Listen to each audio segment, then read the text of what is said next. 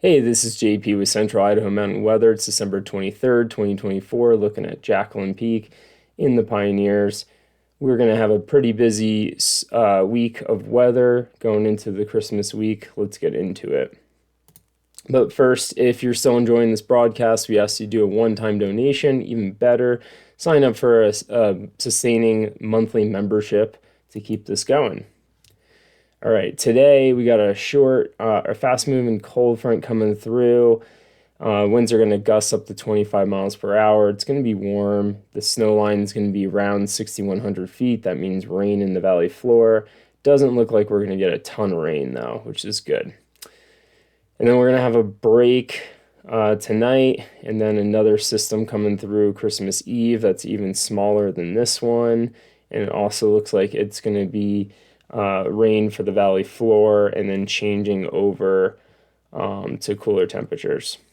And then Christmas Day, we'll have another break before Thursday morning. We begin the multi-day period, 4-day period of an atmospheric river event. So stay tuned for that at the end. Starting out with the morning temperatures, we are in the low 30s pretty much on both sides of the pass in both Stanley and Haley area.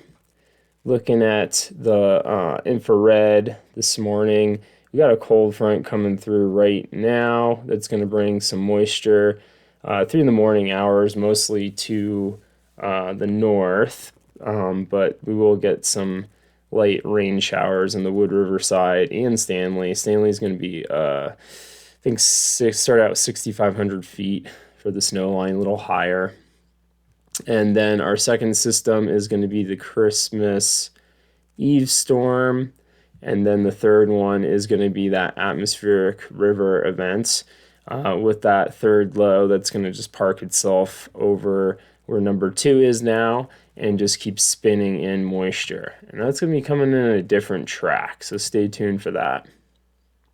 But first, let's look at how much we're going to get over the next couple of days. We can start to see this moisture coming in right around now. It's just one band of snow. It's kind of even scattered. Looks like it's going to hit the Sawtooth, kind of all the way down to Wood River Valley, but kind of be done pretty quick by, looks like 10 a.m. It should be kind of done. And then we'll have a high pressure ridge coming in tonight, and then cold front coming through tomorrow right at sunset. That'll start out, it's projected to start out as rain in the valley floors and then switch over as that cold air comes in to snow. Doesn't look like crazy amounts of snow. So today, this is looking at the totals, mostly happening up in the Sawtooth.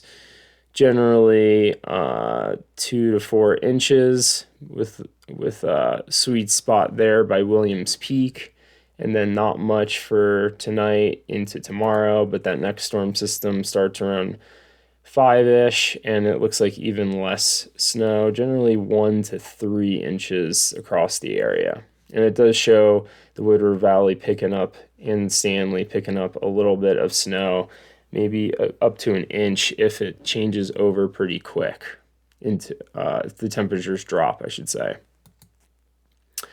And then might have a chance of some snow starting Christmas Eve or Christmas night, but it looks like the majority of it is going to be happening Thursday morning and start that atmospheric river event. So this is just looking at storm totals through Thursday morning before that atmospheric river sets up. So Sawtooth's looking like they'll pick up 4 to 6 inches. Some spots across the Pios, Boulders, and Western Smokies, all in that 4 to 6. It's going to be highly elevation dependent. All right, let's look at the atmospheric river now. So this is going to be not our typical AR events. You can see this is for actually I don't know what part of California this is, but this is kind of one of the main signals that they forecast for, and you can see it's dropped down into the week, and that's because this is going to be mainly hitting the Oregon coastline.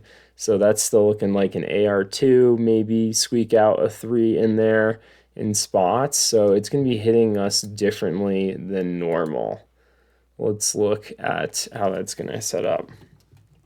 All right, so this is looking at the GFS, kind of play you through Wednesday, Christmas Eve, that storm comes through, but then you can see this bulk of energy coming in from the northwest, which is not usually the case when we have these atmospheric river events. They're coming more from Hawaii, more arced up from that direction.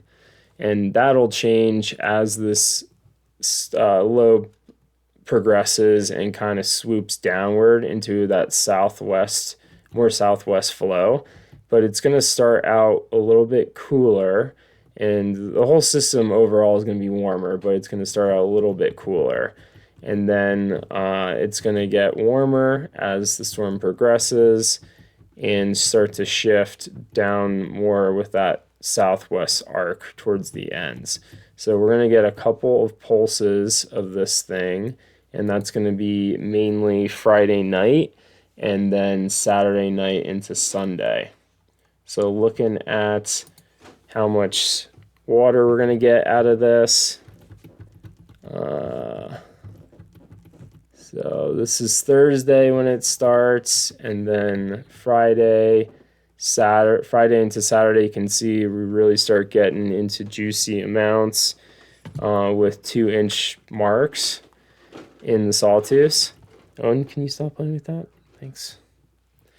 And then as we progress into Sunday, we're starting to get into the 4-inch mark. So we're looking at picking up 1.5 to 4 inches of water with this atmospheric river event. This is looking similar to amounts from the last one we had, but just kind of a different setup with the flow.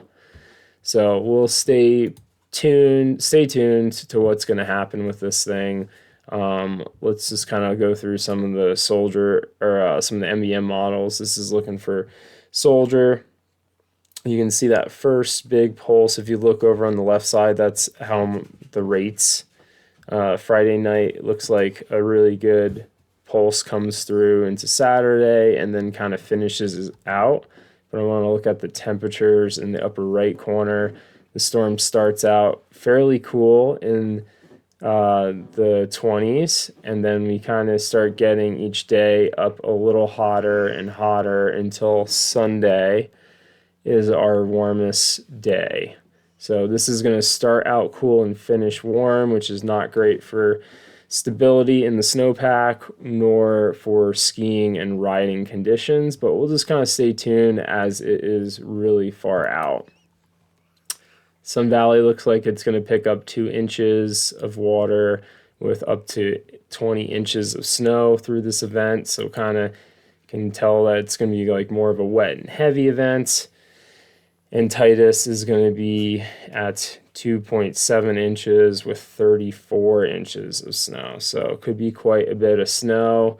Definitely going to trigger off some avalanches as we go. So we'll stay tuned for that.